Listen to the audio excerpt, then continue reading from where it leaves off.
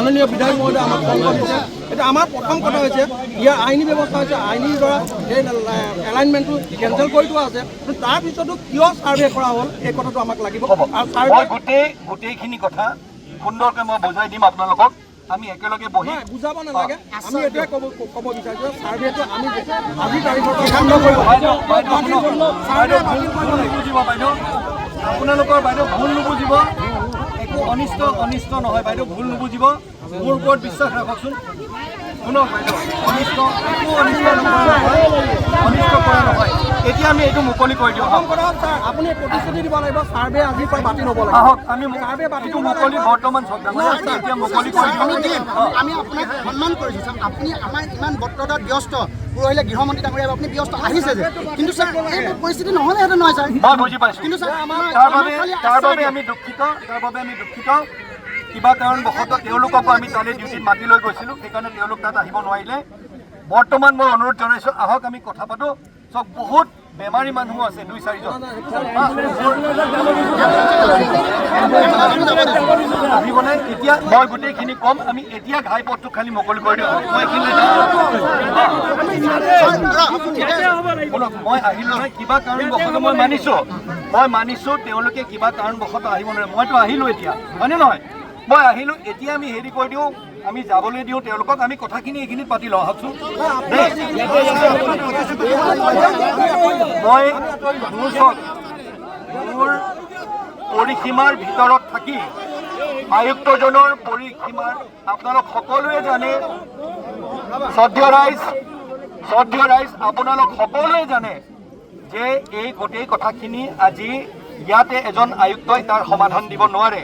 কিন্তু এইখিনি মই আশ্বাস দিছোঁ যে মোৰ পৰিসীমাৰ ভিতৰত থাকি যিখিনি আপোনালোকৰ দাবী সেইখিনি উচিত মহললৈ মই প্ৰেৰণ কৰি মই লৈ যাম। ভুলৰ কাৰণে তেওঁলোক যদি কেতিয়া আহিলে হয়, আমাক যদি আশ্বাস দিলে যে এই গোটেই বিষয়টো দৃষ্টি অভিযান এনেকৈ হৈ আছে, এই কথাখিনি আমি সেইটো মানুহকে জানিবলৈ আহিছোঁ। কিন্তু ছাৰ আমাক বুঢ়াঙুৰি দেখুওৱা নিচিনা হোৱা নাই। এই নিজৰ গোটেই বস্তু আৰু ছাৰ আমি এটা দাবী কৰিছোঁ, কলিয়াবৰৰ এই সমজিলা আয়ুক্তগৰাকী অতি শীঘ্ৰে বদলি কৰিব লাগিব। আমাৰ দাবী প্ৰব্লেম দাবী সমিতি অসম মই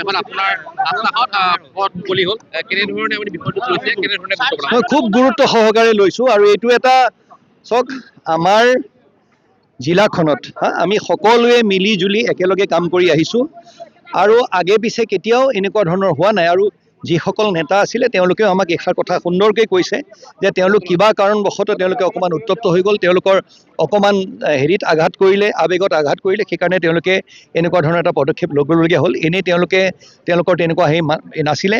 কিন্তু সমান্তৰালভাৱে মই এইটো কওঁ যে CDC ডাঙৰীয়াক বা আমাৰ চাৰ্কল অফিচাৰ ডাঙৰীয়াক যিহেতুকে এজন গৃহমন্ত্ৰী আহি আছে, তেওঁলোকক তাত দায়িত্ব দিয়া হৈছিলে, তেওঁলোকে তাত আছিলে, আহোঁতে পলম হ'ল। আৰু সকলোৰে যিখিনি প্ৰতিবাদকাৰী বা তেওঁলোকৰ যিখিনি আৱেগ তাৰ ওপৰত খুব বেছিকৈ প্ৰশাসনে গুৰুত্ব দিছে। আৰু সেই গুৰুত্ব দি মই তেওঁলোকক এই আশ্বাস দিব বিচাৰিছোঁ যে 30 তাৰিখে তেওঁলোকক আলোচনাৰ বাবে মাতিছোঁ। আৰু এজন আয়ুক্তৰ পৰিসীমাৰ ভিতৰত থাকি মই গোটেইখিনি কাম কৰিব পাৰিম বুলি উফাইদাং মাৰি মই কথা ক'লে সেইটো ভুল হ'ব। কিন্তু উচিত মহললৈ সেইটো আমি নিশ্চয় লৈ যাম।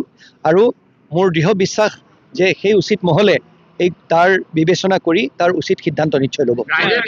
জৰীপ কাৰ্যসূচী চলি আছে, সেই জৰীপ কাৰ্যসূচী বন্ধ কৰাৰ কাৰণে আজি দাবী জনাইছে, তাৰ কাৰণে আজি পথ অৱৰোধ হৈছে।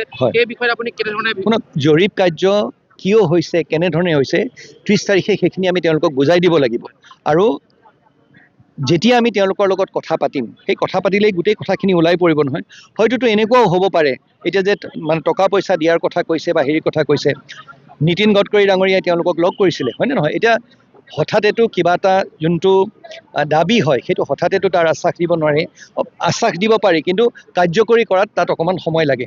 মোৰ দৃঢ় বিশ্বাস যে উচিত মহলে তাৰ যোনখিনি প্ৰতিবাদ তেওঁলোকে কৰিছে বা যোনখিনি তেওঁলোকে মনৰ ভাৱ সাব্যস্ত কৰিছে, সেই মনৰ ভাৱখিনি নিশ্চয় চৰকাৰে তাৰ উচিত ব্যৱস্থা ল'ব। খালি মোৰ এটাই অনুৰোধ যে ৰাষ্ট্ৰীয় ঘাইপথ এনেধৰণে যদি আমি ব্লক কৰি দিওঁ বা হেৰি হয় তেতিয়াহ'লে গোটেই কিমান মানুহ ধৰি লওক ইয়াত আজি 2.5 ঘণ্টা ধৰি ৰৈ আছে। মই তেওঁলোক সকলোকে ধন্যবাদ জনাইছোঁ, আমাৰ অনুৰোধ তেওঁলোকে মানিলে আৰু আগন্তুক দিনত আমি আলোচনাৰ মাজেৰে এই গোটেই কামখিনি আগবঢ়াই লৈ যাম আৰু এনেকুৱা ধৰণৰ পৰিস্থিতি যাতে নগাঁও জিলাত সৃষ্টি নহয় সেইটো আমি চেষ্টা কৰিম। CDC গৰাকীৰ আচৰণে এই আন্দোলনৰ প্ৰক্ৰিয়াটো দীঘলীয়া কৰি তুলিলে। কি ক'ব যে গোটেই আচৰণ ৰাইজে তেনেধৰণৰ কথা কৈছে, মই অত্যন্ত দুখিত যদি প্ৰকৃততে তেওঁ তেনেধৰণৰ কিবা এটা কাম কৰিছে, মই দুখিত আৰু তেনেকুৱা যাতে নহয় সেইটো মই চেষ্টা নহয় মই চাম যাতে সেইটো তেনেকুৱা ধৰণৰ আকৌ তাৰ পুনৰ আৱিৰ্ভাৱ যাতে নহয়।